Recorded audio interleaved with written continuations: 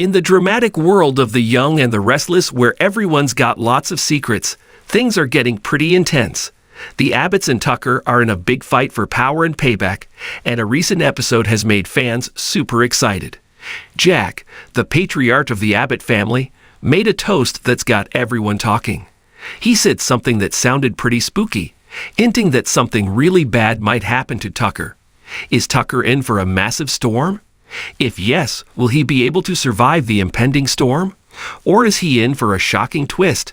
Let's delve in and find out. The scoop suggests that there might be some surprising turns in the increasing tension between the Abbotts and Tucker.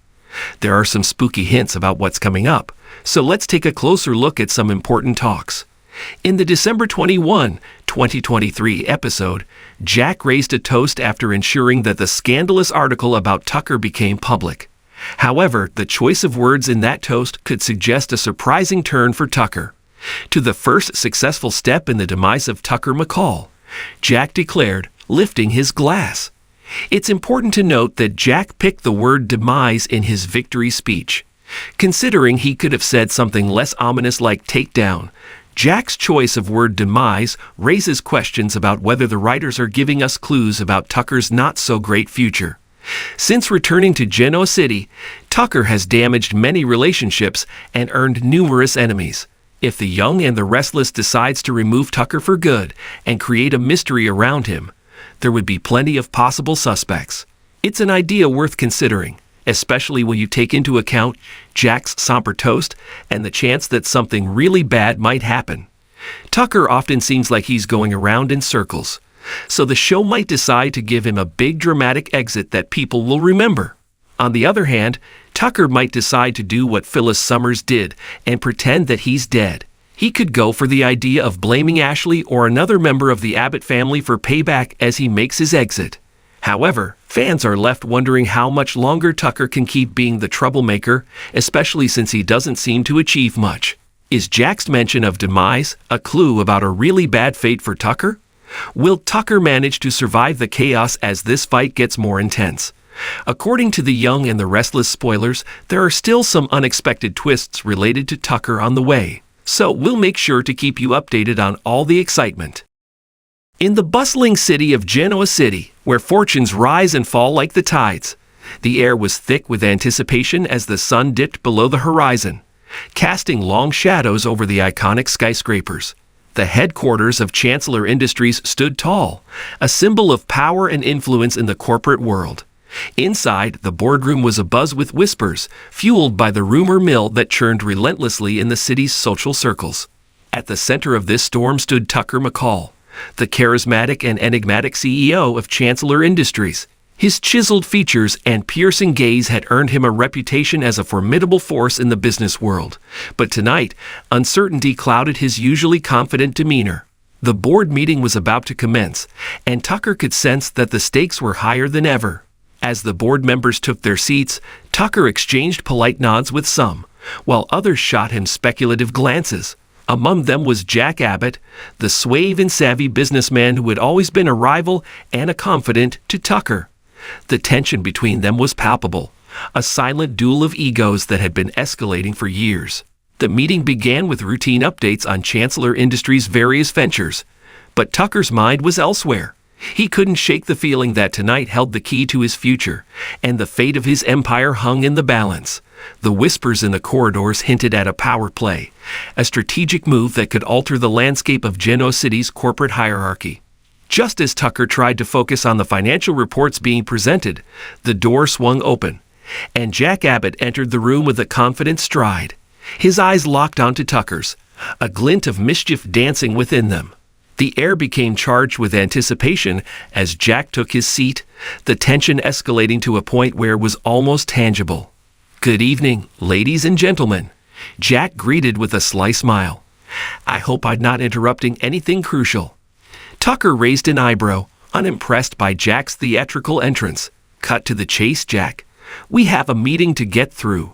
Jack leaned back in his chair, his fingers steepled in front of him. "Oh, we will get through it, Tucker, but not without addressing the elephant in the room."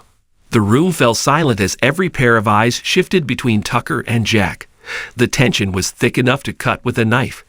Jack took a deep breath, his gaze never leaving Tucker's. "As of today," Jack announced, "I am officially launching a bid to acquire Chancellor Industries." Gasps and murmurs rippled through the room. Tucker's jaw tightened, his eyes narrowing at Jack. He had anticipated a power move, but a direct bid for his company caught him off guard. The board members exchanged wary glances, unsure of how to react to this bombshell. Tucker leaned forward, his voice steady but laced with a hint of menace. "You think you can just waltz in here and take over Chancellor Industries, Jack? You're dreaming." Jack chuckled, seemingly unfazed by Tucker's threat. "I've never been one to back down from a challenge, Tucker. And besides, I have a secret weapon." Curiosity flickered in Tucker's eyes, overshadowing the anger. "Secret weapon? What are you talking about?" With a dramatic flair, Jack reached into his briefcase and produced a folder.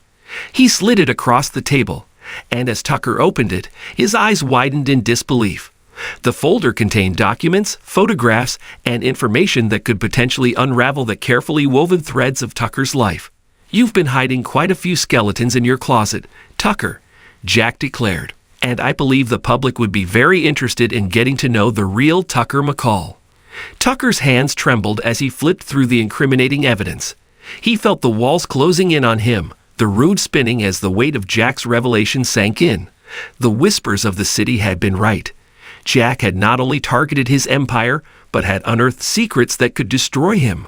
The boardroom watched in stunned silence as the power dynamics shifted before their eyes. Tucker's future, once solid and unassailable, now hung in precarious balance. Jack's bid for Chancellor Industries had transformed from a corporate maneuver into a personal vendetta, and the city awaited the fallout with bated breath. As Tucker struggled to regain his composure, Jack leaned back in his chair, a triumphant smile playing on his lips. The battle for Chancellor Industries had escalated into a high-stakes game of wits, with the city's most influential players at the center of the storm. The young and the restless denizens of Geno City could only wait and watch as the drama unfolded, wondering whose empire would crumble and whose star would rise in the city's ever-shifting skyline. The next days would be a whirlwind of legal battles, corporate maneuvering, and personal revelations. Tucker, determined to salvage what remained of his reputation, engaged in a race against time to counter Jack's bid and expose the flaws in his opponent's grand plan. As the tension mounted, alliances formed and shattered, and the city watched with bated breath, torn between loyalty and the allure of scandal. The media feasted on the spectacle, turning the battle for Chancellor Industries into front-page news. Headlines screamed of betrayal, deception, and the unraveling of a titan's legacy.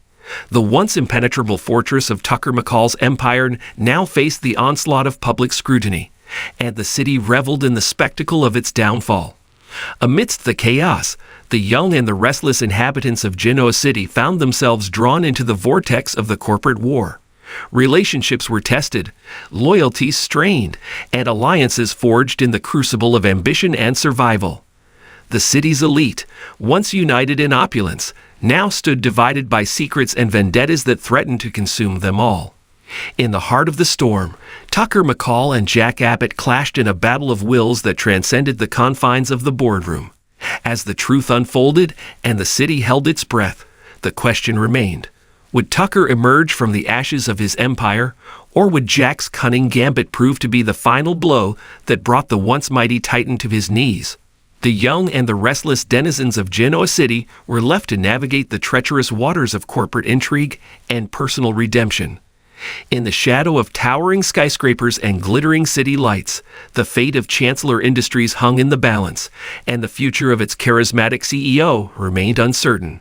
As the sun set over the city, casting long shadows that whispered of both triumph and defeat, the drama unfolded, and the restless spirits of Geno City awaited the next chapter in their intertwined destinies.